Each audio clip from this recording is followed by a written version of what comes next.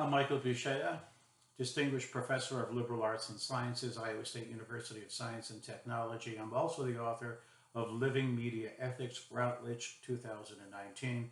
I teach media ethics at the Greenlee School, and this is a summary for readers of my book and my class at Iowa State.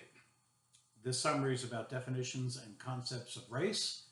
There's a standard definition there and a more comprehensive one. The idea of the conscience is important when we discuss race. Typically, those who would oppress others deny that those others have a conscience, and this allows them to dominate over them. We'll see historical examples of that.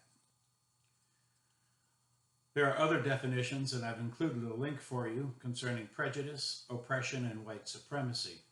Those are important in our discussions. White supremacy has also been associated with domination of others, in World War II particularly. And we'll look at the case study of the Lebensborn program by the Nazis and see how that actually has also impacted Iowa. There are accounts in Iowa newspapers concerning the Lebensborn project after World War II, and we'll study those. We are going to use the ethical term of tolerance when we talk about racism and bias, and there are links that I've provided here for the LGBT Museum all the way to the Southern Poverty Law Center. And the goal here is trying to see the world as it actually is, adjusting for cultural, familial, personal, or generational influences that'll help us understand the issue of intolerance. We will look at heroes of tolerance, beginning with Dietrich Bonhoeffer, who fought the Nazis in World War II and is one of the main philosophers on the definition of conscience as a mode of being. We'll look at Anne Frank and her description of the Holocaust and what it means to be a free-thinking writer in the midst of oppression. We'll also look at the great Harriet Tubman, who really did so much during the Civil War that has not yet been acknowledged. Her person is important for courage, but it's also important to understand what liberty means. We'll take a look at the great American Indian writer, Sarah Winnemucca, and her contributions to our profession.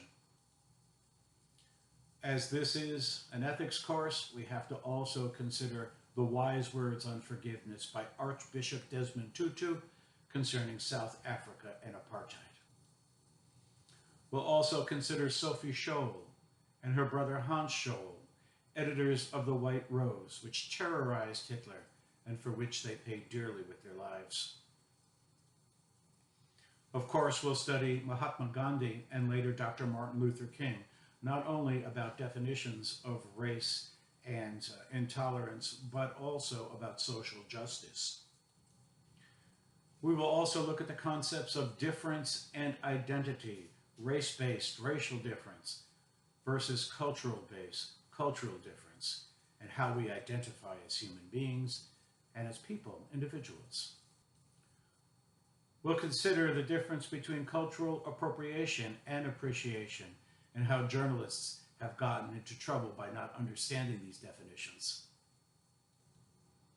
We'll take a look at people who have used DNA as identity rather than culture, and we'll use me as an example for that.